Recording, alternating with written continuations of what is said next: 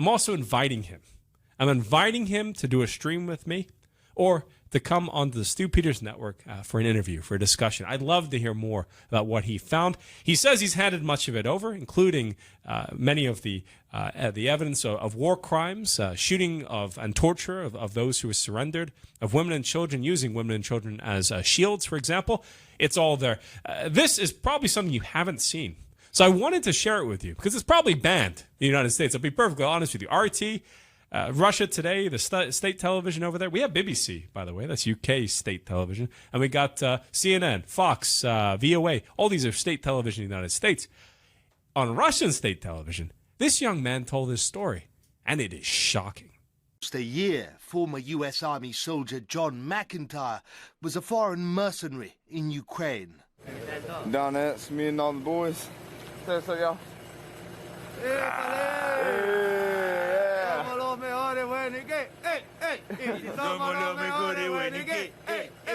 Earlier this month, he defected to Russia.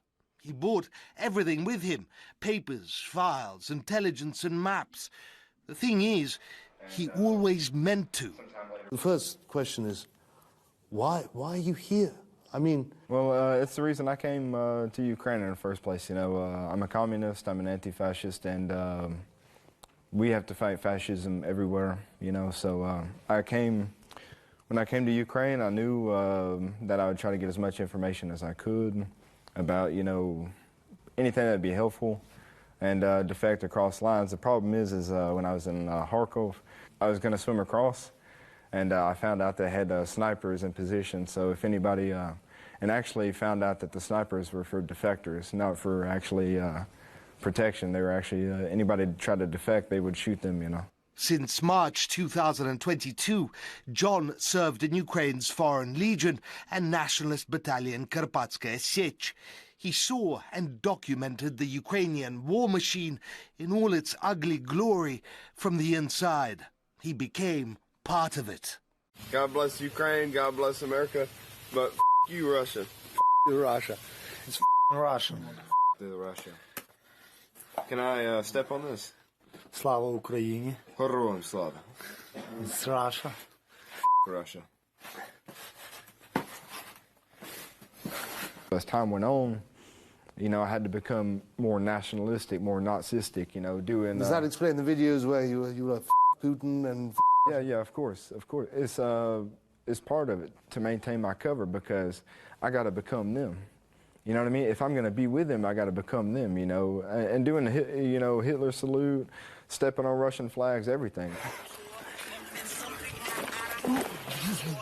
Oh, yeah. Karpatska siege, baby. Slava Ukraina. Heroin slava. Slava, slava, slava. Yeah. When I first came, I kind of expected they wouldn't be that big of a problem. Like, I kind of, you know, assumed that it was just like a... Yeah, I didn't think there was actually that many, but when I came, I was really surprised. It was everybody have, you know, tattoos and Nazi symbolism. Sometime later on my Facebook page, I had pictures of Che Guevara and the Soviet Union, and I got questioned for having communist views, and I had to think quick on my feet, you know, and I just told him, I said, hey, I'm an anti-fascist. I'm here to fight Russian imperialism and the Nazis and this and that. And they said, no, the Russians aren't the Nazis, we're the Nazis. And who said this? Who said this? It was just some guys from Croatia or Czech. I can't remember what they were. But these are foreigners as well? Foreigners, yeah, foreigners. The proliferation and dominance of Nazi ideology, from swastikas to SS emblems, is well documented and studiously ignored by Western states and media. And we're supporting these guys, and these are supposed to be our ally, and we want to put them in NATO with us, and they can't even follow Geneva Convention, and they're supposed to be our friends. You know, like, this would never fly in America. The United States would never stand for this. Our whole country is literally burning in front of our eyes, and we're spending $500 million for these Nazis, billions of dollars for a Nazi government. You know, so that infuriates me, and it's time for the American people to stand up and take control of our country. Over the year, John spent most of his time in squads with foreign mercenaries. He watched and documented names, places, crimes, and much more. The Russian position is 3 kilometers here. Maybe in the night, one group come back in the position, they kill these pigs directly. Tell me this. What about war crimes? Where to start, you know? My second day in Ukraine, we were in Lvov, and we were in like a school, but we were in like the basement. And what they did is they have a group of people, Roma, but they call them gypsy, you know. And what they did is they take the refugees and put them above us and the soldiers below. That way, if they bombed a school, they'd say, look, they bombed a school full of refugees. And this is a common practice in Donetsk, Kharkov.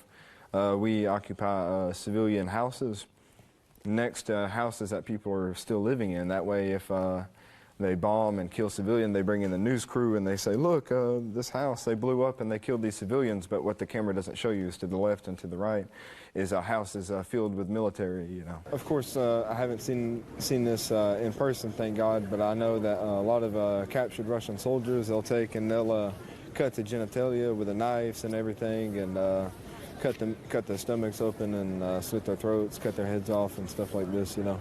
Really horrible, horrible stuff, you know. Was this the work of nationalist extremists or just... Yeah, just extremists and different organizations, Azov, you know, Karpatska Siege. People you knew? Yeah. Did any of them...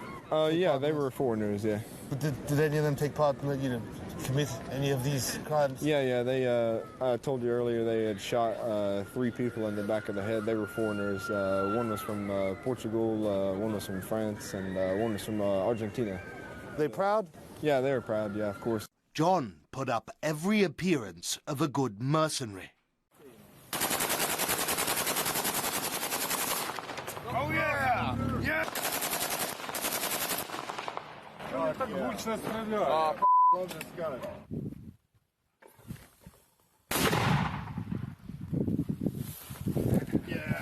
John came prepared. For years, he served in the U.S. military. First Armored Division. It was hot out there. It was at Fort Bliss, Texas. How long were you in the military for? 2 years. 2 years. Yeah. Good 2 years years and a or- month. Huh? Good years or... No, not really. Not really. A lot of drinking, you know. In the army? Oh, yeah, of course. Normal, standard practice, of course. Really? Yeah, of course. On base? Yeah. Cocaine, everything. Weed, anything you want, you know.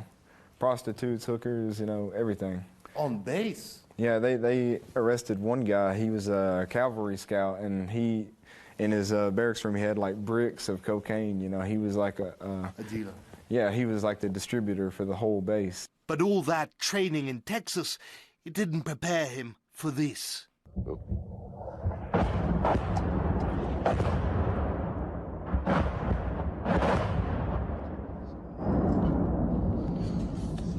God, that was close. We're northwest of Severodonetsk. We are getting nailed, dude. We are getting nailed bad. We just had a massive casualty event. Just in the last 30 minutes, I've had like 10 close calls today. Dude, like we are getting nailed. It's too much for me, dude. This Donbass, dude. This war, man, in general, ain't no joke, dude. People are getting ate the up left and right, but I should have went to college. I've had a lot of moments where I'm like, oh my God, this is stupid, you know, what the hell am I doing, you know? But it had to be done because, you know, the Ukrainian government and Nazis that control the government and control the population, you know, the things they're doing in Ukraine to the Russian people, they need to be talked about, you know, they need to be stopped, and we've got to fight Nazism everywhere we go, even in America. John documented everything. It was in his phone, his head, and in the papers he brought along. When you came over, you said you were a spy. Did you hand over, for example, like bases and stuff, least? Yeah, of course. Intelligence agencies? Of course, everything from the command structure to names, you know, weaponry, everything. And I was successful in that, you know. More than successful. John also testified about how deep U.S. involvement in this conflict is. There has been U.S. participation in the war. When I was in the International Legion, there was he was like a military intelligence officer from the Navy. And the U.S. Navy. Yeah, and he had, well, he was in the Foreign Legion. And he had a satellite phone and a computer provided by the CIA. And every day he would call his contacts and he would get information about the positions, troop movements, and so on and so forth. And Do you remember his name? yeah. What was it? Wait, no, what was his name? Hang on, so sorry, I can't remember. First name, at least. I think it was like Marcus or something like that. Like, for example, they would provide like grid coordinates. According to him, the United States feeds Ukraine the weapons and data to wage war. All that is left for Ukrainians and their foreign mercenaries to do is to point their weapons and shoot where America tells them. Down here in the Donbass, it's been cold, wet. It's been hell, bombs, but we're finally in the truck. Say what's up, boys? Yeah! Hey! Would you say that most of the foreigners that you came in with have left? Yeah, most of them. Mostly some because of they realized the reality of this war, and then some were injured, and then some were killed, you know. And it's really sad about the ones that are killed, because when they get killed, if they don't get sent home, they get cremated, then they get sent home, you know. But this is what they chose, isn't it? Well, they chose it. I mean, they chose to come and fight for fascists. You know, they chose to come and fight for Nazis. You know what I mean? So. And then there's the corruption. Always the corruption in Ukraine. Western taxpayers, says John, are being robbed left and right. And then they take the insurance money, and then they put the insurance money in their pockets. Oh, Yeah. is this what they do? Yeah, they take the insurance money too. For foreign fighters? Yeah. Yeah. And was this a common practice? Yeah, of course. I mean, I'd say 90% of the families, they don't get their insurance money from, and they take in salaries too. You know, like if a soldier terminates contract, like I did with the Karpatska Sich, I terminated a contract. Yeah. Right. They take in the last paycheck, they take in this money for themselves.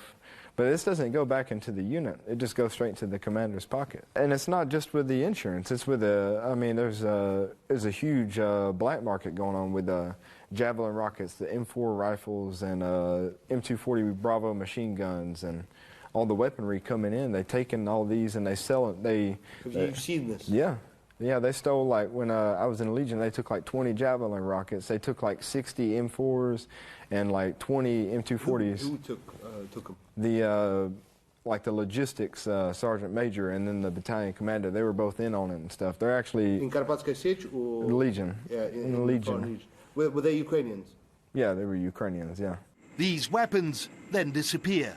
Some make their way overseas into the hands of terrorists, warlords, traffickers, jihadists and criminals, all courtesy of Western taxpayers. I noticed when I was in Ukraine, they have like a lot of military shops. And I remember one day I'm sitting there thinking, man, these helmets are really nice. You know, those almost look like the American helmets. And then what I realized is that all these helmets and body armor and these plate carriers and stuff coming in, they get stolen and then sold on the black market to these shops, and then the shop makes money off of it too. Nothing, it seems, is taboo for Ukraine, be it open Nazi ideology, war crimes, theft, or anything else. Nothing's holy. October 21st, we just got here. We're in Donetsk, somewhere in the Donbass. Yeah, in the Donbass, baby. And, my friend Aurelio. Hi. We just we're staying in this church for now. It's cold as heck, you know. We got some good food though. So I actually was watching a documentary the other day of them torturing. I can't remember. They was trying to get him to say some Ukrainian word, and he couldn't say it, so they kept torturing him and stuff like that because it's funny to them, you know. It's a hatred, you know. They hate these people. They hate the Russian people. They want to kill them. They want to genocide them. They want to remove them from the land. And America doesn't mind giving them money for this because they know that they can send in companies like Texaco, Chevron Mobil, Shell, and so on and so forth to extract all that oil. And then they can send in the American agricultural companies like John Deere and International to make all the money from the agricultural side of it too. There are trillions at stake. Ukraine has already been told that it will have to repay ludicrous sums that the West spent on arms supplies. Ukraine is unlikely to ever be able to do that. What it can't pay in cash, it will have to pay in resources to Western companies. But for John, time has almost run out. I actually had to leave because I had actually planned, before I left, I had also planned to infiltrate the Azov battalion and to gain information about their organization as well. But essentially what had happened was I was having a conversation about the war crimes being committed, and even worse than being a spy, I was compromised as a whistleblower, so which is worse, obviously, because that means a bullet to the back of the head. Really? Yes, anybody that confesses is known to about to confess war crimes, they get shot in the back of the head, you know. Have you seen this? No, I haven't, but a lot of people go missing, you know. A lot of people, they just go missing one day. Including foreigners? Including foreigners, yes. Earlier this month, John packed everything, papers, documents, maps, and so much more, everything he had gathered over the year, and made his long-planned defection. Essentially, I fled, I went to Odessa, and I actually had to call my mom. I'm like, look, I'm in too deep, you know, these people, they're about to kill me, and I was really emotional, and luckily my family was able to scrounge up $300 to send me so I could go to Chisinau. And then from Chisinau, once I had made contact and everything and got my visa, I went to Istanbul and then to Moscow on a plane. So. Was you? Yeah. I mean, it was nerve-wracking. I mean, I had been compromised, you know, and that meant that I was about to be executed. The wealth of information he has provided is already being used by the Russian military and law enforcement, who have lists of war crimes and now even more names to them. There is years of work ahead. But we had one final question for John. A year, after all, is a long time. I mean, they're going to watch this. They're going to see this. Yeah. The people you served with. Yeah. What would you say to them? All's fair in love and war, you know. It is what it is. Spies exist, you know, and I'm a spy. And mission accomplished. What's up, boys? For the TikTok, baby. Yeah, this is awesome. Morad Gazdiev, RT, from Moscow. All